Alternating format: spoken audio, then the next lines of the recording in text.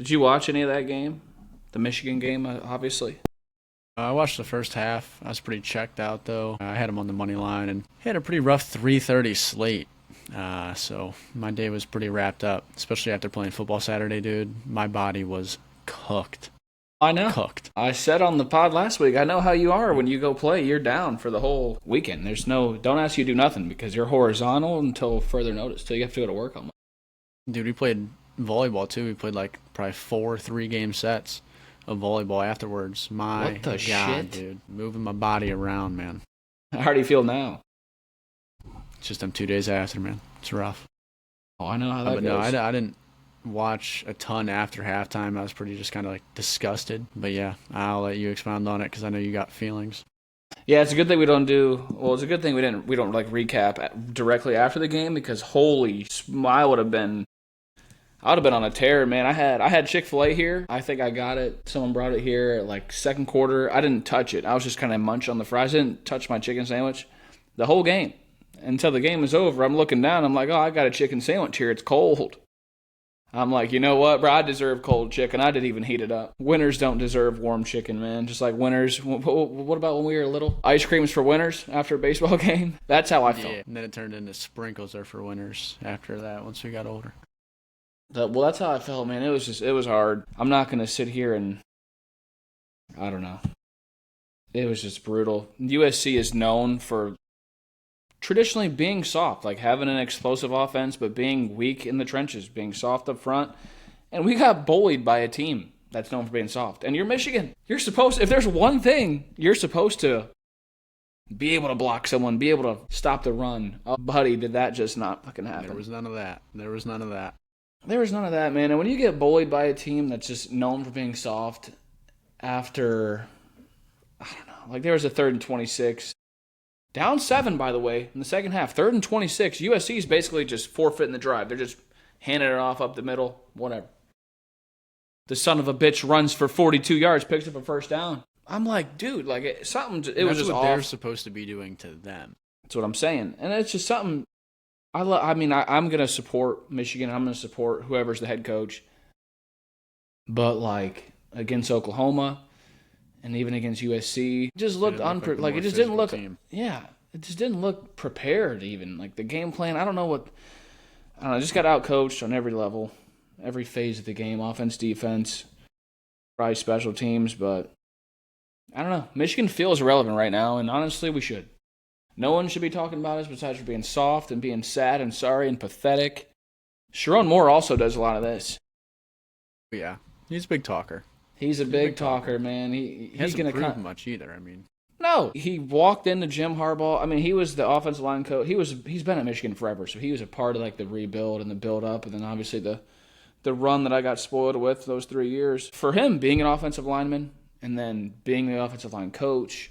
And then being the offensive coordinator and him wanting his smash, like that's like his thing. And then not having a great O-line, like if there's one thing you should have for him, it's a great O-line. And I don't know, him coming pre-game fucking screaming like he's fucking and then you come out there and you get out coached, or even what he said before the game against USC, it's sold out, but it's sold out because Michigan's coming. Like, okay, if that's true, whatever, but don't say that.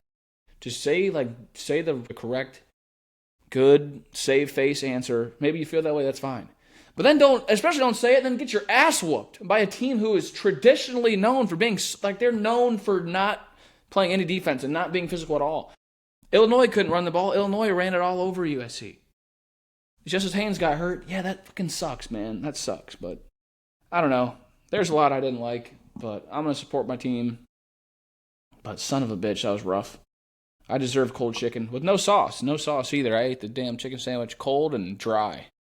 It's what losers deserve, if they even deserve to eat. Yeah, man. I don't know. Yeah, rough game all around from the fellas. Hopefully you guys can... hopefully you can... avenge that. Yeah, if you can learn anything from what Michigan... I mean, the missed tackles were horrendous, but let's just lead off with that. This is week 8 of the college football season already. Wow.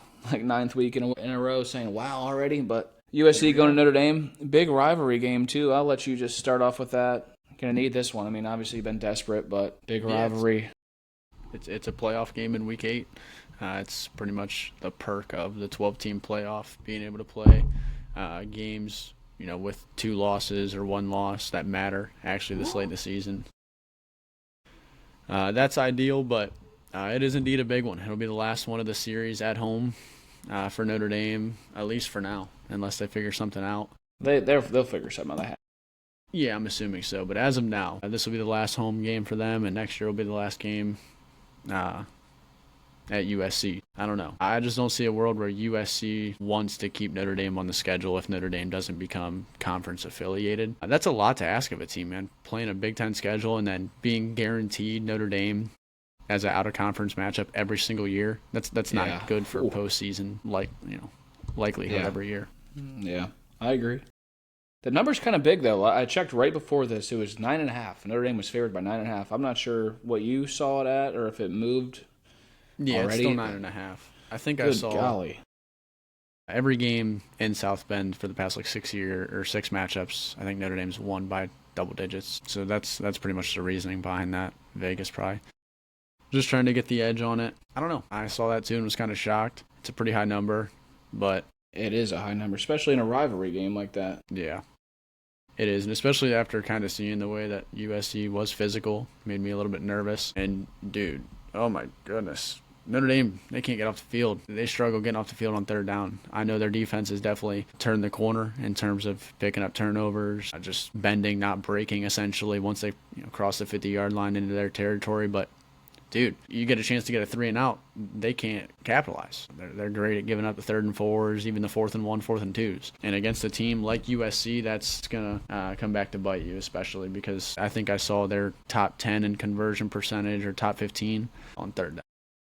And with the quarterback, obviously I watched every snap. Maava and Mekhi Lemon, he's, arguably the best receiver in the country right now. And I was seeing him pick up third downs, like I just said earlier in the podcast, on the ground, like just kind of giving up on the drive with a walk-on running back and running for 26 yards against a Michigan defense that's supposed to be physical. But Mekhi Lemon is for real. Jade Maava is for real. I saw it firsthand. I just hope, I have on here, obviously I know Notre Dame watched the game. I just hope they learn from whatever Michigan's mistakes were in their eyes. I hope they learn from them and don't make the same mistakes. And I also think it was more of what Michigan did wrong than really what USC was. I don't know. I'm not taking any credit away from USC. They beat Michigan fair and square, beat the shit out of them. But I just felt like it was they weren't doing anything crazy. Like there was a lot of screens. It was just a lot of running right at you. So, yeah, I don't know. You got a pick for this game? How are you feeling? What do you think the keys of the game are for Notre Dame if they want to not only win, but win by double digits? Yeah, I'm going to take them to cover just because, like we talked about, their past few matchups, it's been by double digits. They've kind of just had USC's number. Last time we got him at home with Caleb Williams, they picked him off 3 times, strip sack, and that wasn't even last year's team. That was kind of a middle-of-the-road. I remember where I was at. Yeah, that was just kind of a solid middle-of-the-road Marcus Freeman team. I think very comparable to this year. But, yeah, no, Leonard Moore has his hands full with Mekhi Lemon. I know last week was his first game back from injury. Played great, had 2 picks, but this isn't North Carolina State. This is a team that throws it around well. That dude's a stud. He's got like over 600 yards on the year already. Dude, he had a touchdown catch against last week. Right before half, like it was a perfect ball and it was great defense. But like, oh my God. If you didn't see it, you should look it up. And it was insane. Yeah, they're for real. 682 on 44 catches and 6 touchdowns. And we're at week 8. They've played 6 games. Yeah, I know. He had a crazy third down catch. Was it third down? Yeah, I think it was third down. It was kind of 50-50. He got his foot in, but maybe could have reviewed it. Michigan maybe could have reviewed it and it would have got overturned. But nonetheless, it was a great throw and it was a great catch. They have 2 really good tight ends too, and then Jacoby Lane, big 6'4" wide receiver they got. He's also real good. Wayman Jordan being out for them.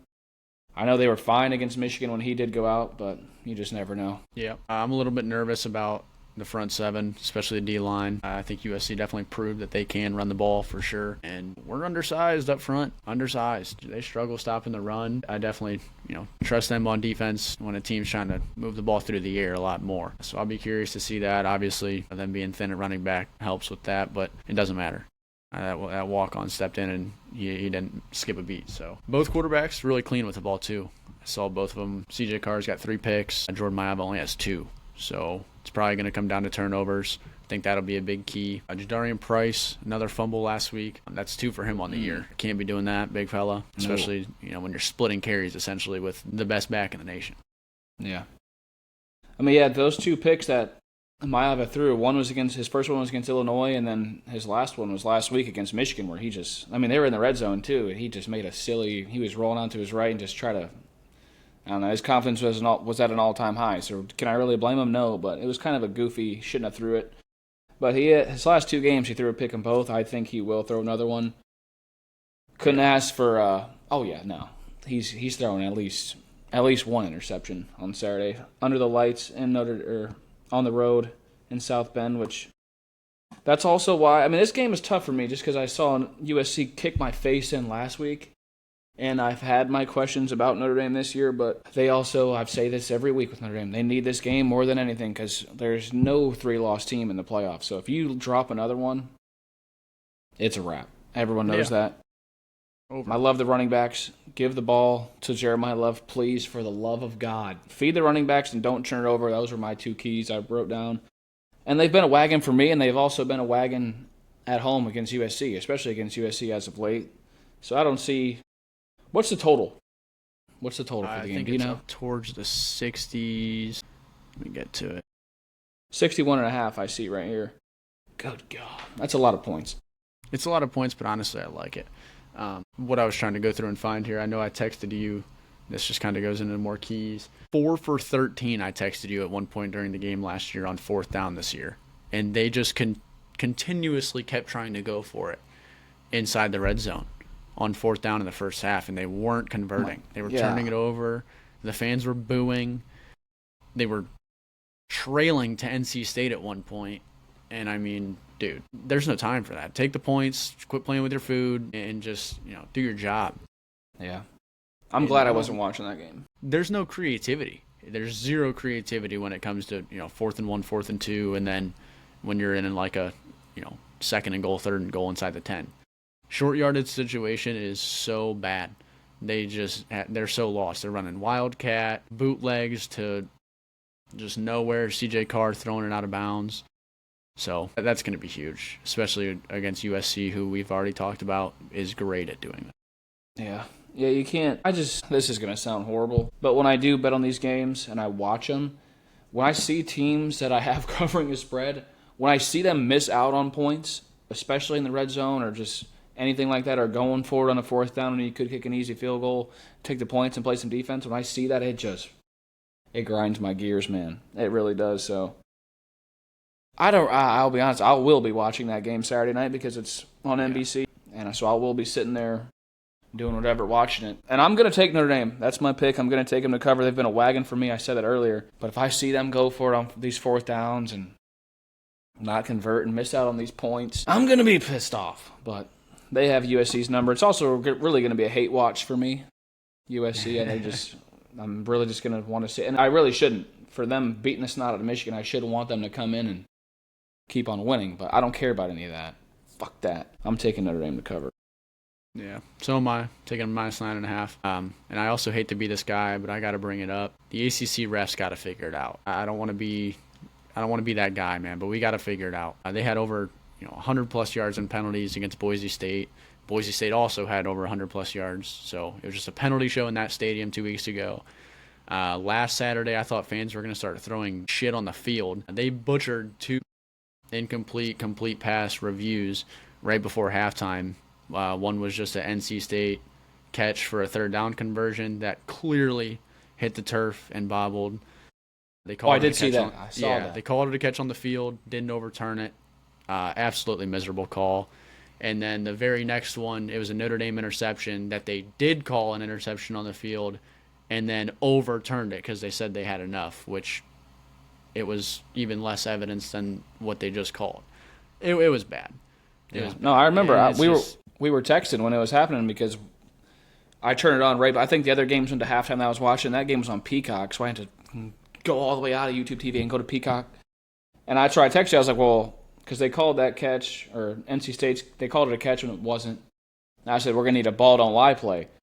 Thought they had it right there, and then it got overturned. Yeah, that's the name of the game, though, man. It's been 2 weeks in a row of piss poor officiating. But like I said, I don't want to be that guy, especially in a game like this. Yeah. Well, we're both taking Notre Dame, but I guess that can lead me off into the Michigan-Washington game, which Washington is damn good, bro. They should be ranked. They're 5-1, and their only loss is to the number one team in the country, Ohio State. But you say that about penalties. Michigan is 134 out of 134 when it comes to like penalties being called, like 4 of them, I guess. Like, they're the second. I think they send the second most pressure of anyone in the country, and they're getting no. I mean, and I've never, when I played basketball, I was never complaining to the ref. When I coach, never complaining to the ref. When I watch TV, I'd never blame it on calls. But holy shit, when you are last, you are Michigan, and you are at the bottom of being penalties being called for you. Like, I've seen a couple holdings. You could probably call holding all the time. There's offensive pass interference last week against USC they didn't call. I don't know, dude. It's getting a little crazy, and maybe it's what Michigan deserves for everything that's been going on. But nonetheless, That Washington. might be a good point, actually. Yeah. Maybe this is part of the punishment that wasn't written down. Yeah, I think you could be on to something. I mean, but seriously, it's fucking annoying, man. Like, when you're ranked last in the whole 134, like, yeah. Jesus. But Washington going to Michigan, the line is now 5.5. Last time I checked, which is like a half hour ago. And like I said, man, Washington is damn good. Their quarterback, Desmond Williams, is for real. Their running back, Jonah Coleman, is for real. Like, those are two dudes. Washington should be ranked. It's going to be hard for me to make a pick this game just because how disgusted I am with Michigan. I'm disgusted. They made me eat my chicken cold dry. And Justice Haynes ain't playing, man. Or he might, I don't know. I shouldn't say that. He got hurt against USC in the second quarter, didn't return. Obviously, they're going to keep it under wraps and not say much about his injury this week, but I don't know if he's playing, and if he's not, that's horrifying. That's flat out horrifying. But I would like to see, I mean, obviously it's desperation mode. It should have already been, but you can't drop another one. You play Ohio State at the end of the year. This is a massive game. Washington is phenomenal. They beat you last year in this, I think it was this exact week. I think Michigan was 4-2. They went to Washington and got beat. Michigan's now 4-2. They play Washington. It's at home this time, thank God. But another thing I saw, Jayshon Barham, Michigan's best defensive player. You ever heard of him? You ever heard me talk about him? I'm familiar. I've talked about him. What I saw is he played 35 out of 70 snaps on defense. What the fuck are we doing, bro? Get it together, wink. Is Leonard Moore, is he playing half the game, your best defensive player? Shit. Is Arvell Reese and Caleb Downs and Sonny Styles, are they playing half the damn game? No. Michigan does this they rotate their defensive line, they rotate everybody. It's starting to come to a point, it seems like it's kind of arrogant to me. Like, yeah, you think you got 8 guys to play on D-line, but do you really? You're fucking getting ran all over by USC. That drive they made right before half, Jayshon Barham, I don't think Ernest Hausman was on the field for the... I'm like, dude, this is their last drive before halftime. It's tied up. Why is our best 2 players not on the field? Best 3. Barham wasn't out there, Moore wasn't out there, and Hausman wasn't out there. I'm not at practice. I'm not in the film room. I'm not in the weight room. I'm not in the facility. I'm not in the building. So I don't know what's happening, but I would just like to see our best players on the field the most. Our best playmakers out there the most. That's what I want to see.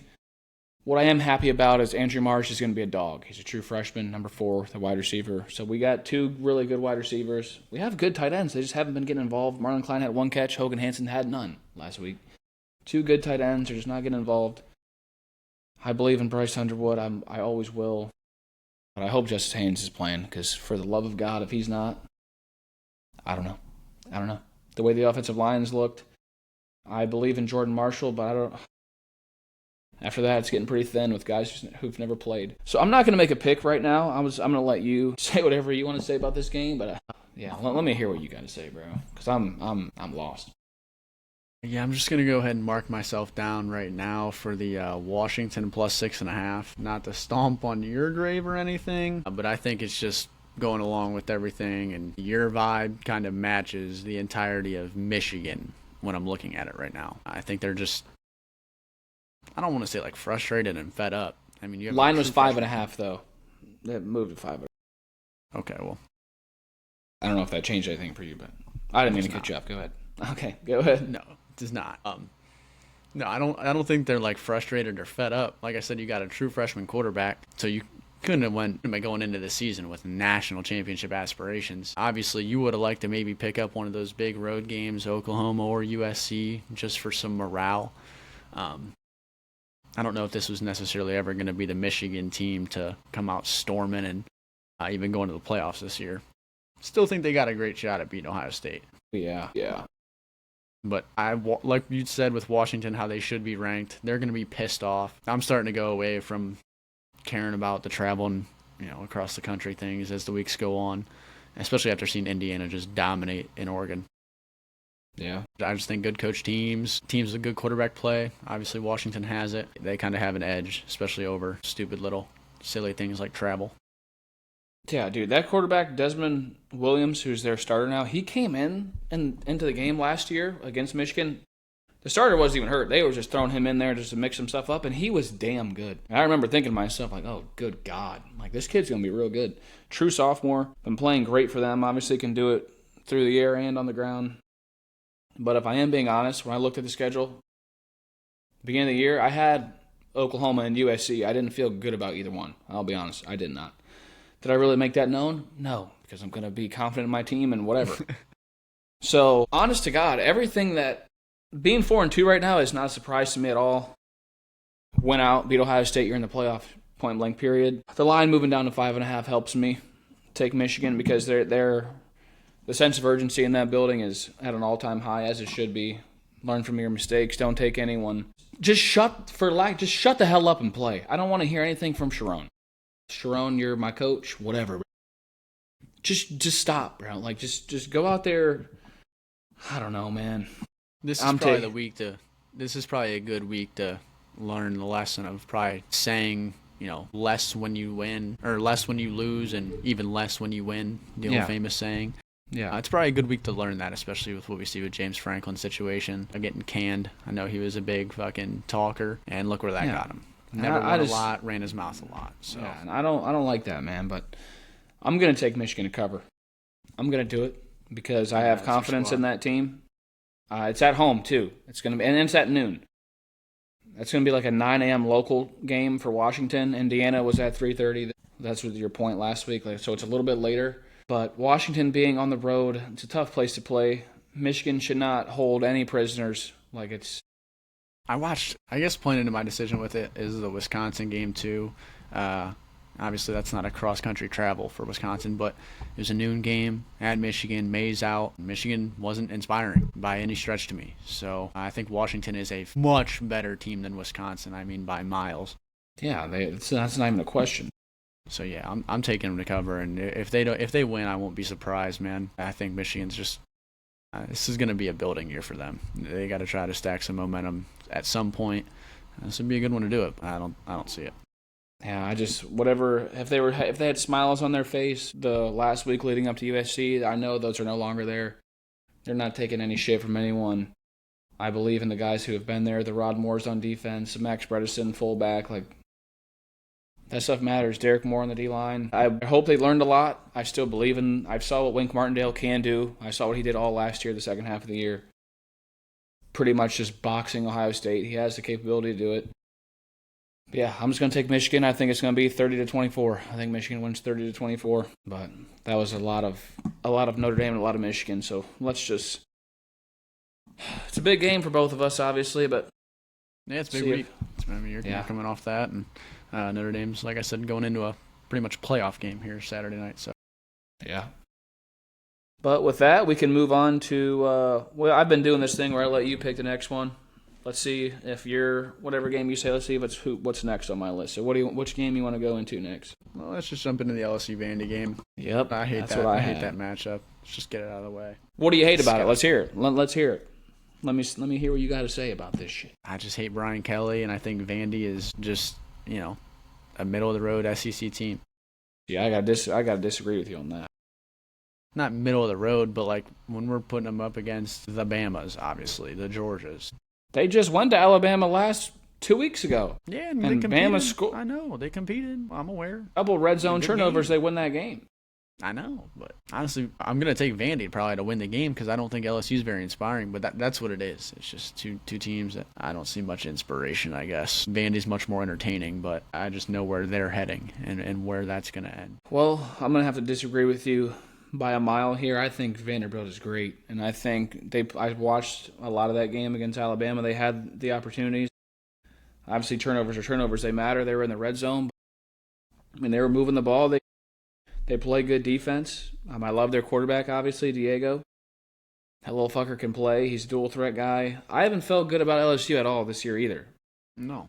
They have not been, well, you like to say they're not inspiring. Their offense is not, they have a great defense. They can play defense. Shout out to them for that. But offensively, I can't trust them. Until I see it, I cannot trust them. I think Vanderbilt's legit. I really do. Like I said, I love their quarterback. People probably forgot about him after that loss to Vanderbilt, or after that loss to Alabama. And then they went on a bye, so they haven't been around. But they're at home. It's going to be a big game. They're fired up. And it's just 2.5-point line. I'm going to take Vanderbilt to cover that. I think they win. I think it's going to be a low-scoring game. I don't think the total is too high. I think it's 48.5, 49.5, something along those lines. I don't think it's going to be a very high-scoring game, but I can definitely see it being like a 24-20, 24-21 Vanderbilt win. So I'm going to take Vanderbilt there, -2.5. I think they win by 3 or 4. Wouldn't be surprised if they won by more. LSU hasn't really done it for me, man. They haven't. No. They haven't at all. Vandy is going to, especially with them being at home, they are going to push tempo, and I don't think LSU is going to be able to slow down the game as much as they typically like to. Yeah, LSU can throw. They want to throw the ball. They're running. Yeah, they can. They want to throw the ball, but I don't necessarily know if they really can throw the ball to the level that they want to. If you know what I'm saying. Yeah. I mean, it's just they tried to do it against Ole Miss. Ole Miss is definitely good, but we know how they are in a lot of big games like that. They like shootouts. So not being able to throw the ball against Ole Miss kind of scared me. Like I said, Vandy's going to force you to push the ball. So if they can't keep up, then. Yeah, that's why I'm taking Vandy -2.5. Yeah, I like Vandy at home. Simply outscore them. Yeah, I like Vandy at home too. Like I said, I love their quarterback. They're at home, coming off a bye, coming off a loss that they don't feel great about, and a bye. I really like them. So we're both taking Vandy. 13th in rushing for LSU. Yeah, no, they can't run the ball for shit. They're dog shit. Brutal, man. That's pretty brutal. Next game I got on here, another big one. This is a big SEC weekend. Ole Miss at Georgia. Georgia's favored by a touchdown, -7.5. And it's also a revenge game, if you don't remember. Ole Miss beat Georgia last year, and Georgia didn't feel great about that. But I'll go ahead and lead this one off. This one was tough for me. I was thinking about it all day, just going back and forth. The main reason I feel that way is because Georgia has been fucking horrible to start the game. They've been horrible. They've been trailing, and I don't know, you can look at their last 3, however many games, they come out the gates so shit. And that's the only thing that scares me, because they want to run the ball. Ole Miss cannot stop the run. So if they do come out slow, and then I don't feel great about them covering any spread if they're playing from behind, and it's just tough for me. But Ole Miss also, this is going to be their quarterback's his first SEC road game. Their quarterback is making his first road start in the conference. Trinidad, yeah. D2 guy. They can throw the shit out of the ball. They're 7th in the nation, I think, in passing, which is obviously really good. But last week, they looked horrible against Washington State. They looked so bad. That line was crazy. Was it in the 40s? Do you remember? I think it might have been 41.5, and they had to squeak it out. But that could mean 2 things for me. Were they really taking him seriously and already? Well, I guess it's just one thing. These go hand in hand, but did they take him serious, or was this really 2 weeks of preparation for Georgia? Well, I think we're going to find that out real quick in that game. And you don't want to play catch-up against Ole Miss either. That's another thing that scares me. But you obviously should be able to run the ball against Ole Miss. Yeah, you don't want to play catch-up against Ole Miss. I don't know if I said Georgia or not, but little fun fact or stat. Kiffin is 3-1 in his last 4 against the spread as the underdog, and Georgia is 2-7 against the spread in their last 9 home games. But with the first start being from Ole Miss, or first road start for Ole Miss's quarterback, if I really have any doubt, I always lean and trust Kirby Smart, especially at home. So I'm probably going to take, but it's also a lot of points. I'm going to take Ole Miss anything more than 7. If it gets under that, no. But I think it's, 7.5 right now? Yeah, right now it's currently 7.5. So, yeah. I'll take Ole Miss plus 7.5 just because Georgia's been starting out slow for me. And I don't think they're going to lose the game, or they've been starting out slow, period. But if they do have to play catch-up, I think they're going to, if they do catch up, they're going to start running the ball and end the game that way. And Ole Miss can flat out sling it, So in a game like that, Ole Miss plus 7.5. But if it goes under that, I'm not taking it. But I could take it at 7.5, 8.5, whatever. Yeah, I'm going to rock with the Bulldogs here. I just think this is not obvious, but I think it's a good spot for Ole Miss to finally get their first loss of the season. They've kind of eked their way out of 2 games, the one being Arkansas and then LSU. This is a tough one on the road. I know Kiffin's got that record, his past few games against the spread, won the game last year against Georgia, but that's why I'm going to sell high on him and take him to lose. Some would say Georgia probably should have lost last week against Auburn. I didn't really watch a lot of the game. I hear they got a ton of help from the Stripes out there. But yeah, their defense is still good. I see they only allow 17 points a game or right around. And then with this being Trinidad's first road start, hell of a spot to play your first road game in the SEC. That's for sure. Buckle in, yeah. Yeah, no, I agree. And like I said, I'm going to see where this line is on Saturday. Game's at 3:30, so whatever. Honestly, but if it does, I hate the 7.5. I hate it. Yeah, no, but I think we talk about that on this podcast all the time. We hate those numbers, but like I said, I'm going with my gut this week. I'm taking Georgia. What's the total on that? This has to lose at some point, right? Doesn't have to. I agree. But total's 54.5. Yeah, so I was going to say I see a 30-23 Georgia win. That covers 7.5 for Ole Miss. That's where I see it. And I mean, Ole Miss can flat out, they can sling it, man. They can a little backdoor cover. I think Georgia is a lot better than them. Georgia's also in desperation mode. They have to win, especially in the SEC. Ole Miss is undefeated, so they can really afford to lose, as crazy as that may sound, but they can afford to drop one, especially on the road against Georgia. That would be a and they have Oklahoma next week. Ole Miss is going right into Oklahoma next week. I know that this is a much bigger game, so I don't want to say this is a look-ahead spot or anything, but it's just once the SEC season starts, that gauntlet starts rolling, it's tough. And I like them to win or to lose this one more than I like them to lose next week against Oklahoma. If that makes sense. They're not getting both of them. To me, they're not getting both of them. No. Especially after Oklahoma just shit the bed. They're going to want to come out and...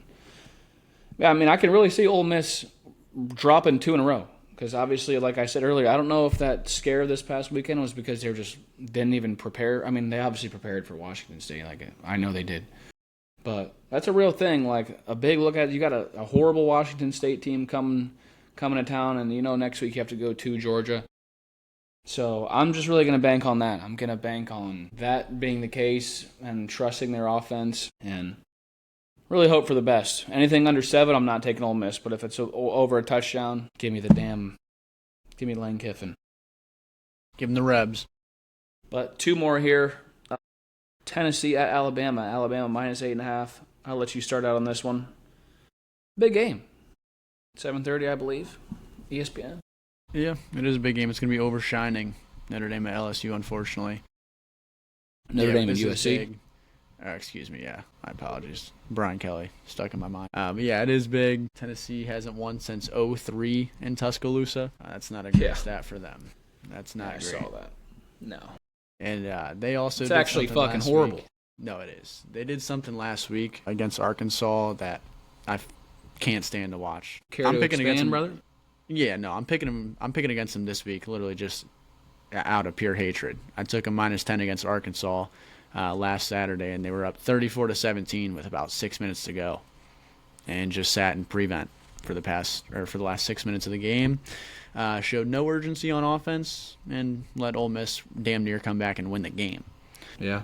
So I know that doesn't really play a lot into Saturday, but no urgency, man. I hate that shit.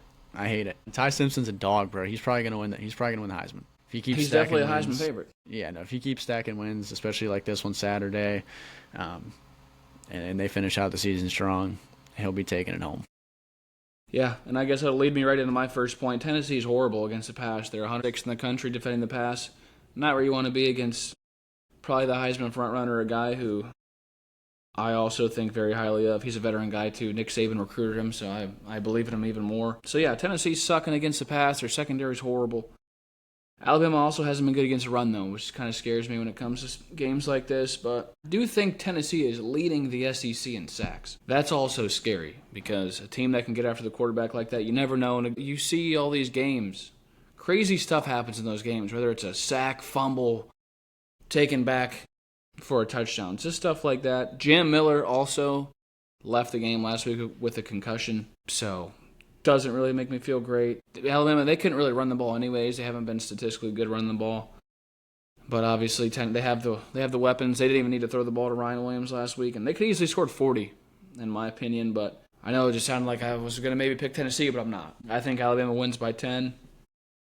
I've taken them to cover the last. I think this will be my third week in a row. I took them against Vanderbilt. I took them against Missouri, and I'm going to take them again. I think it's going to be like you said, they haven't won in Tuscaloosa since 2003. I don't see it happening now, and I see it being, what's this total? I have a score in my head, but yeah, 59.5. Good God. Yeah, like 35-24 Alabama. So I'm going to take Alabama. You're going to take Alabama, right? I am going to take Alabama. I also see that Tennessee leads the country in drops. Yeah. No, it's Joey not. Aguilar throws not a lot, but he turns the ball over. Yeah, no, that's Bryant Denny, too hostile for them. Haven't won in over 20 years. Give me the Tide. Yeah, I agree. Man, I got 4 favorites on here in Ole Miss, and I really wanted to take Georgia. You saw my card last week, man. My card last week, I looked like a straight square. Shit. I went 3-3 off of it, but still looked like a square. Whole lot of favorites on there. Let me see your whole card from last week. It's tough. It's tough, dude. Who'd you have? Oh, good God. Your only non-favorite was fucking Michigan money line. Yeah, I don't know. Because Wolverines. We both took Alabama there. And then the last game we got on here, the Holy War, man. Utah at BYU. Utah's a 3.5-point favorite. And when I initially looked at the line, love this game. I loved Utah. I loved them. And I'll let you start off on this one. I don't know. I might change my mind. Give me the Cougs. Give me the Cougs, man. Really? BYU's actually pretty solid. I know it was early in the season, but I watched the majority of Utah and Texas Tech. I don't know if Utah has a lot of heart. Texas Tech's starting quarterback went out late in that game, and they had the perfect opportunity to pounce and come back and win. Their backup's good, though. No, I know, but still, man, you let the backup come in and pretty much just shit on the game and make it look like it was a blowout. Yeah. So, yeah, I think Utah is getting the points here just because of past success. I think BYU might be a little bit better, especially with them playing at home. So I'm taking them. Well, BYU beat Utah last year at. Yeah, I don't mean like historic. I just mean Utah, being solid. So you got BYU plus the 3.5. Correct. Yeah, I mean I can totally see it. I mean they didn't look great against Arizona. I think that game went to overtime the other day. Obviously, like we always talk about, could have been a look-ahead spot, but it's really their first real game. It's BYU's first real game. Obviously, Utah played Texas Tech already. The environment's going to be electric. It's at 8 o'clock Eastern time, so whatever time over there, 6 or 5 or whatever the hell. So it's going to be a crazy environment, but I don't know, man. I just like Utah. I've always liked Utah as a program, to be honest with you. What I got here is they're the fourth best team in the nation with a pass block grade. And BYU struggles to get after the quarterback, so if you can't get after the quarterback against a team like that, you're fucking screwed. BYU can pretty much do both on offense. They don't do anything phenomenal, but they're just an overall solid team, and I like them. I forget who I was talking to last week, but we were talking about the BYU-Arizona game. I was talking about BYU like I was a fan. But Utah is desperate for a win, man. They obviously already dropped one to Texas Tech. BYU's undefeated. So, I don't know, man. A revenge spot for Utah, obviously getting beat at home last year. And it's going to be a close game, man. Like, it's going to be a 23-20. It could be a one-point game. This game scares me. I could see a field goal. I could see a field goal spread. Yeah, but that's why I have on here, my last bullet point is Utah minus 2.5, question mark. I'm going to see if that line goes down, and maybe I'll buy it down because I like to do that sometimes because the value's still there and the profit's still there. But let's see what it is right now. But I do like Utah, man. I just like that. I like that hungry dog, that desperate, we need to win. These guys got us last year. Okay, yeah, it's still 3.5. Son of a gun, and I can't even hold it right here. But yeah, I got a lot of underdog, or I got a lot of favorites on here, which scares the living hell out of me. But let me look at my previous slips to see if I've done this before. Which I don't know. So you're taking Utah on the -3.5. I'm gonna put -2.5. That's what I'm gonna put. With a bunch of question marks, maybe. But okay, I took. Let me see this card. Yeah, I mean, this is. I look into these games, man. I have a gut feeling. Obviously, Michigan's on here, so that's a default one, man. That's just a default game for me. Are they going to be in my slip? Am I betting on Michigan? Hell no, I'm not. I bet on them too much this year. They did me a big favor, then they screwed me twice in a row. So You gonna bet on Notre Dame Saturday night? That's a night game, brother. Gonna see how my Saturday goes. If I have a good day. It's a fair point. And yeah, we got Vandy at noon. We got Ole Miss Georgia at 3:30. Then there's those other weird games. We are doing a pick of the week this week. We're doing a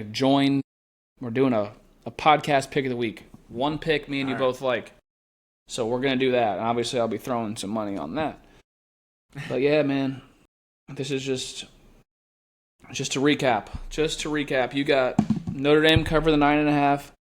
You got Washington covering the 5.5. You got Vanderbilt covering the 2.5. Georgia covering the 7.5. I hate that. I hate that 7.5. Bama covering the 8.5, and then you got BYU covering the 3.5 at home. Bama's 8.5. Bama's 8.5 when I looked right before the podcast. So let's see. We can check again. I'll check on my Hard Rock. Why you asking? Yeah, it's still 8.5 on here. That's just a high number. That's such a high number. It is, but I like 35-24, man. They can flat out sling it. Yep. I'm sticking with it. It's 7.5 on ESPN. Yeah, I'm just sticking with it. It doesn't need to go any further. Like I said, with my gut, stop being an idiot and overthinking shit. Yep, and to recap mine, I got Notre Dame cover the 9.5. Michigan makes me want to throw up all over myself. I'm going to take them to win by 6 points at least, for the love of God. Vanderbilt cover the 2.5 at home. I hate LSU. Ole Miss, God forbid, they cover the 7.5. Anything less than that, take Georgia. We just talked about Alabama. I'm taking them to cover, and then I'm going to go against you. I'm going to take Utah, the -2.5. At 3.5, I'm not taking that. I'm not taking a 3. I'm not taking a trap. I'm not doing that. But if you can get it down to 2.5, take it. They win 23-20. Boom. So I hope you got all that. I hope you guys got all that. Yeah, we'll make it simpler in our post, but yeah, that's what we got. I'm also 23-16 this year. He's 18-16. We're both up.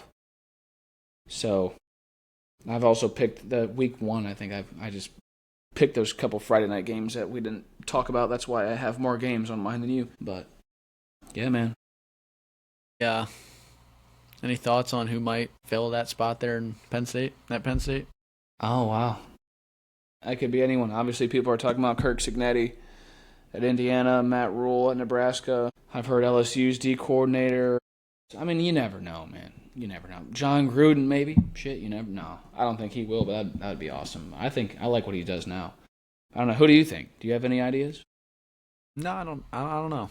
I think, like you said, it's a little hard to say, especially right now, mid-season. I mean, God forbid Cignetti. I think Cignetti might just be too in love with what he has going on. How do you walk away from something that he's built so quickly? Yeah, I don't blame him there. And I don't know if you heard Matt Rule talk about when they asked him out in the press conference. It looked like he was interviewing for the job. He's like, "Oh, I love Penn State. I met my wife." Something. I'm like, good God! Like, you want the job now? Go. I think he absolutely has the best shot. I think his odds are the highest. I think Cignetti's, like I said, too in love with his job. I think Matt Campbell even enjoys being in Iowa State. That's another name. More than wanting to leave and try to go start something new up. Brian Hartline was a name people brought up. Head coach to me, but... Hey, I agree, but you never know. I saw Marcus Freeman's name on Twitter today. I almost threw my phone. People just, I don't know. That's pretty much leaving Notre Dame to go coach at Notre Dame, to be honest with you. Yeah, basically. Just Notre Dame man. In the Big Ten. Yeah. That's week 8 for you. Week 8, a lot of big games. I love this stuff, man. College football's great. I don't think there's anything better than college sports. But that's just me. Conference USA tonight. I'm actually about to get ready to watch that right now. I got about 5 minutes. Got some electric games on. Delaware at Jacksonville State. UTEP at Sam Houston. If you're really a sicko, you'll dabble. Yeah, I'm a sicko, and I love Delaware for some reason. I don't know. We know what happened to us with Jacksonville State last year, and I was looking a little bit into Delaware last night when I was looking into Western Kentucky. God, they looked horrible. That was horrible. I didn't want to bring it up. First quarter consisted of 4 field goals and an interception on the goal line. No touchdowns. 4 field goals and a turnover on the goal line. All in one quarter. It's a hard watch. I couldn't believe my eyes. I could not believe it. God, you know what I'm going to do right here? This might be illegal. I'm going to take Washington to cover. I think it's going to be the best for my... It's going to make me feel better about the whole slate. It's going to make me feel better about the game. So, you got my stuff written down there? Yeah, I'll switch you over here. Yep. That's what I like to call an emotional hedge. Yep. That's going to be good for my well-being. Just for the whole slate. Because when I look at my slate record... 4-2 last week, bet with my heart twice, and there was no world I would ever take Illinois to cover against Ohio State after what I saw this year. Really should have been 5-1 because I at least would have took Michigan to cover the 2.5. So, yeah, is Ohio State better this year than they were last, man? That's what they're talking about. That's what they're saying. I'm gonna say no. Just because I don't know. Are they really good? Yes. Are they the best team in the country? Probably. They're still lacking. I think passing ability is right on par, but they're still when you lose Travion Henderson and Judkins, they're nowhere near what they were last year in the run game to me. But defensive-wise, yeah, they are better. Yeah, My because God. Yeah, you could argue that the numbers are ridiculous right now with them. But, then you pull up their schedule, man. They don't have... Now that Penn State, we saw what happened with them. They're awful. Yeah, they're horrible, but they play... UCLA looks like they're finding... They have a pulse now. But then their toughest game is... obviously going to Michigan with the history that... it's been what it's been is not easy, but... Good God, man. They could easily be 11-0 heading into that November 29th, which it looks like they are going to be 11-0, but got to beat Michigan, and we know that's been a problem. Michigan doesn't care about records or anything when it comes to those guys, so... Yeah, no, they have the recipe, too. They have the recipe to do it. They can still run the football, so. Yeah. So, yeah, I'm going to change that. I'm going to take Washington. It'll make me have 2 underdogs on here. Makes me feel a lot better. But, yeah, should be it, man. Week 8, I'm looking forward to it. Big Notre Dame guy this week. Pray I have a good day Saturday so I can feel good watching that one. Yes, sir, man. CJ Carr getting the first dub against the Scrubs. I'm so excited. Yep. Don't turn it over. That's what I got. Run the ball. Don't turn it over. Feed Jeremiah Love. Don't turn it over. Obviously, you got to play some defense, too, but Notre Dame's not going to have a problem scoring. They're not going to be Michigan and score 13 points. When Michigan State scored fucking 31 against USC, Michigan scores 13? But that's enough of that. Let me shut up. That's it. Hopefully make our records even better than they already are. And, yeah, that's it, man. I'm glad your body's feeling better. Better after that flag football and volleyball you had going on. It's like storming the beach of Normandy. I think those are pretty similar. Men used to go to war, as they say. Men used to go to war. Now they're playing volleyball and flag football and can't walk the next day. Yeah, it's a rough life. Now we're all good. We bounce back. Hell yeah. But, yeah, man, best of luck. And best of luck to everybody out there listening. Yeah. It's going to be a rough one this weekend, I can already tell. I'm going to need the luck. The rough one for who? For LSU fans, for USC fans, for Tennessee fans. For the public, man. The public's getting cooked week in and week out here. These games just are absolute. Well, they're hard to pick, man. It's travesty hard. Endings. It's hard, man. It's hard. But yeah, man, that's it. Week 8. Picks will be up on the socials. This will be up on YouTube and next week too. YouTube and Spotify, correct? Yep, YouTube and Spotify. We'll try to get a recap next week. If Notre Dame wins, we're definitely getting a recap next week. Oh yeah, early too. Early in the week. No, we'll try to do it regardless. But yeah, that's all, man. That's all. Let's get out of here and let's go watch some Conference USA. All right, bro. Good luck, dude. Yes, sir.